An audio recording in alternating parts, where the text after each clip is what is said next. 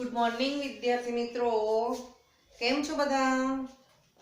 આપણે ધોરણ 7 ની અંદર સુભાષિત જોતા હતા, તો હવે આપણે આ સુભાષિતો જોવાની છે. તો ફરીથી તમને એકવાર રિપીટ કરાવી દઉં છું અહીંયા કે પૃથ્વ્યામ ત્રીણિ રત્નાની, પૃથ્વીના 3 રત્નો છે. જલમ અન્નમ સુભાષિતમ, જળ અન્ન ને સુભાષિત. મૂઢૈઃ પાષાણ ખંડેષુ, મૂઢૈઃ એટલે મૂર્ખ લોકો, પાષાણ ખંડેષુ એટલે પથ્થરના ટુકડા સમજે છે. અયમ નિજમ પરોવેતિ ગણના લઘુચેતસામ, અયમ એટલે આ, નિજમ એટલે પોતાનું, આ પોતાનો છે, આ પારકો છે તેવી ગણના કરે છે. કોણ કરે છે? સંકુચિત મનવાળા. ઉદારચરિતાનામ તુ વસુધૈવ કુટુંબકમ, પરંતુ ઉદાર ચરિત્રવાળા લોકો તો શું કરે છે? પૃથ્વીને જ પોતાનું કુટુંબ સમજે છે. આખી પૃથ્વી મારો પરિવાર છે તેવું સમજનારા આપણા દેશની અંદર કેવી ભાવના છે? વસુધૈવ કુટુંબકમની ભાવના છે. ત્રીજો છે નમંતી ફલીનો વૃક્ષા, નમંતી એટલે નમે છે, ફલીનો વૃક્ષાહ એટલે ફળવાળા વૃક્ષો નમે છે. નમંતી ગુણીનો જના, નમે છે ગુણવાન માણસો, તો ગુણવાન માણસો નમે છે. શુષ્ક વૃક્ષાશ્ચ મૂર્ખાશ્ચ, સૂકા વૃક્ષો અને મૂર્ખ માણસો ન નમંતી કદાચનમ, કદી પણ નમતા નથી. ચોથો શ્લોક છે ઉદ્દમઃ સાહસમ ધૈર્યમ, ઉદ્દમ સાહસ અને ધૈર્ય, બુદ્ધિ શક્તિ પરાક્રમ, બુદ્ધિ શક્તિ અને પરાક્રમ, છડેતે યત્ર વર્તતે, જેનામાં આ 6 ગુણો છે, તત્ર દેવઃ સહાયકૃતમ, ત્યાં દેવો સહાય કરે છે. પાંચમો છે ઉદ્દમેન હિ સિદ્ધ્યંતિ કાર્યાણિ ન મનોરથૈઃ, શું કે છે?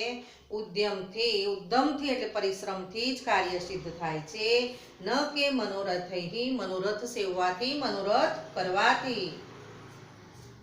નહીં સુપ્તસ્ય સિંહસ્ય પ્રવિશન્તિ મુખે મૃગા, શું કે છે? સુતેલા સિંહના મુખમાં મૃગલા આવીને પેસી જતા નથી, એને પણ મહેનત કરવી પડે છે. સુતા સુતા એમ કે મારો શિકાર આવી જાય, મારા મોઢામાં સીધો આવી જાય, તો એમ આવી જતો નથી. એને પણ પોતાનો શિકાર શોધવા માટે જંગલમાં ફરવું પડે છે. ભલે તે જંગલનો રાજા રહ્યો છતાં પણ એને પણ મહેનત કરવી પડે છે, તો મહેનત વગર કંઈ જ નથી.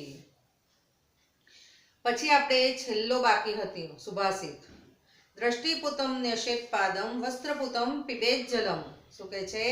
દ્રષ્ટિપૂતમ એટલે આંખથી જોયેલી જગ્યાએ જ, પાદમ એટલે પગ મૂકવો જોઈએ, નશેત એટલે મૂકવો જોઈએ, વસ્ત્રપૂતમ પીબેત જલમ ઘરડાથી ગાળેલું પાણી જ પીવું જોઈએ, જલમ પીબેત એટલે પાણી પીવું જોઈએ.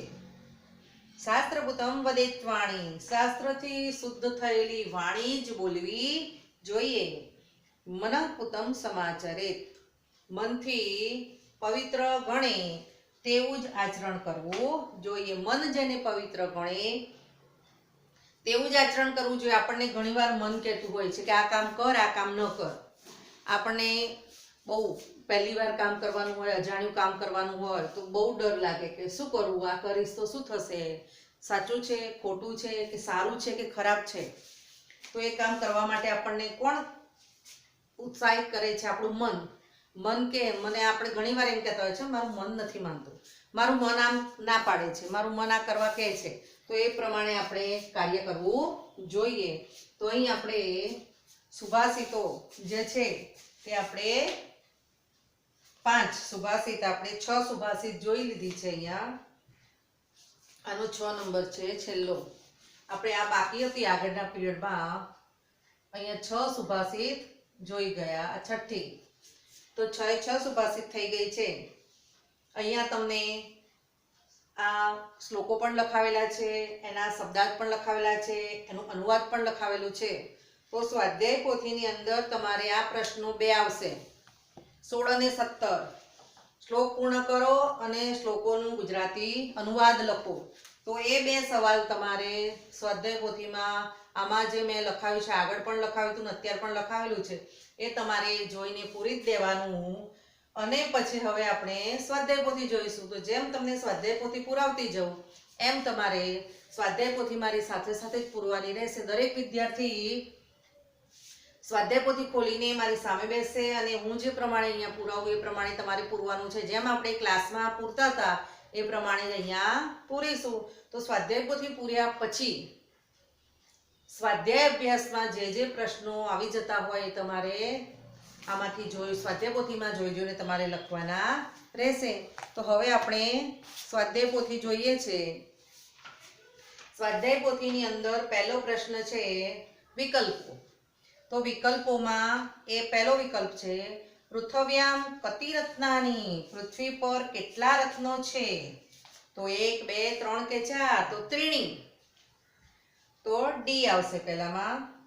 2 લઘુ ચેતસામ કા ગણના અસ્તિ, સંકુચિત મનવાળાની ગણના ક્યાં થાય છે?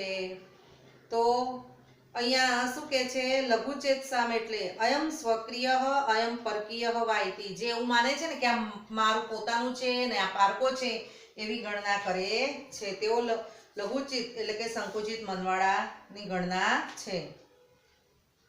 ઉદાર ચરિતાનામ કા ગણનામસ્તિ, ઉદાર ચરિત્રવાળા લોકોની ક્યાં ગણના થાય છે? તો સમગ્ર પૃથ્વી એક પરિવાર ઇતિ અસ્તિ. શું કહે છે? જે એવું માને છે ને કે આખો પૃથ્વી જ મારો પરિવાર છે, તો ત્યાં એમની ગણના થાય છે. 4 ત્રિદશાહ વૃક્ષા નમંતી. કેવા વૃક્ષો નમે છે? તો ફલવંત વૃક્ષા નમંતી. ફળવાળા વૃક્ષો નમે છે. ગુણવાન માણસો નમે છે અને ફળવાળા વૃક્ષો નમે છે. પણ આપણે આગળ જોયું હતું કે કેવા માણસો નમતા નથી? મૂર્ખ માણસો અને સૂકા વૃક્ષો કદી નમતા નથી. તો ફળવાળા વૃક્ષો ફલવંત વૃક્ષા નમંતી. હવે પાંચમો છે ત્રિદશા જનાહ નમંતી. કેવા લોકો નમે છે? તો ગુણિનઃ જના નમંતી. ગુણવાન માણસો નમે છે. કાર્યાણી કેન સિદ્ધ્યંતી. કેવી રીતે કામ શુદ્ધ થાય છે? તો ઉદ્યમેન હિ કાર્યાણી સિદ્ધ્યંતી. ઉદ્યમથી, પરાક્રમથી, પરિશ્રમથી કામ થાય છે. સુપ્તસ્ય સિંહ અસ્ય મુખે કેન પ્રવિશંતી. સુતેલા સિંહના મુખમાં શું પ્રવેશતું નથી? તો મૃગાહ. તેના મોઢામાં મૃગ આવીને અથવા શિકાર આવીને બેસી જતા નથી. તો મૃગાહાસી આવશે. 8મામાં ઉદ્યમઃ ઇતિ શબ્દસ્ય કહ અર્થ અસ્તિ. ઉદ્યમ એટલે મૂર્ખ ના આવે, ઉદ્યોગ ના આવે, તો પરિશ્રમ આવે. શું આવે? પરિશ્રમ. સી 9મું ખાલી જગ્યા વૃક્ષો કદી પણ ઝૂકતા નથી. ઝૂકવું એટલે નમવું. કેવા? લીલા? તો નહીં. સરસદાર? તો નહીં. ફળવાળા? તો નહીં. તો કેવા આવશે? સૂકા. સૂકા વૃક્ષો કદી પણ ઝૂકતા નથી. પૃથ્વી પર કયા 3 રત્નો છે? આપણે પહેલા જ કીધું છે. અહીંયા પહેલા શ્લોકમાં શું હતું? જલમ અન્નમ સુભાષિતમ. જળ, અન્ન અને સુભાષિત. 11મામાં સુબોધ વચનો માટે સંસ્કૃત શબ્દ આપો. સુબોધ એટલે સુબોધ વચનો એટલે સુભાષિત. તો એમાં શું આવશે? સુભાષિત. પછી 12માં પવિત્ર માટે સંસ્કૃત શબ્દ આપો. તો પવિત્ર એટલે પૂતમ. પછી 13માં સિંહ એટલે સિંહસ્ય. તો શુકઃ એટલે શુકસ્ય. ડી આવશે. અને 14મું છેલ્લું પઠ તો પઠંતી. તો વદ તો વદંતી. એમાં બી આવશે. તો અહીંયા તમને વિકલ્પો ABCD કરેલું જ છે. અને હવે જોઈએ છે પ્રશ્ન નંબર 2. પ્રશ્ન નંબર 2 ની અંદર નીચેના સંસ્કૃત શબ્દોના સાચા અર્થ તેની સામે આપેલા વિકલ્પોમાંથી શોધીને લખો. અહીંયા તમને એક શબ્દના 2 વિકલ્પો આપેલા છે. બેમાંથી તમારે એક પસંદ કરીને લખવાનો રહેશે. તો પહેલું છે 1 પાષાણ. તો પાષાણ એટલે પથ્થર. અહીં લખેલું જ છે મેં. પાષાણ એટલે પથ્થર. ઉદ્યમ એટલે પરિશ્રમ. પરહ એટલે પારકો. મૂઢ એટલે મૂર્ખ. ઉત્તમ એટલે પવિત્ર, શુદ્ધ કરાયેલું. અને મૃગ હોય એટલે પશુ અથવા પ્રાણી. તો આ રીતે આપણે અહીંયા સુભાષિત પૂરી કરી.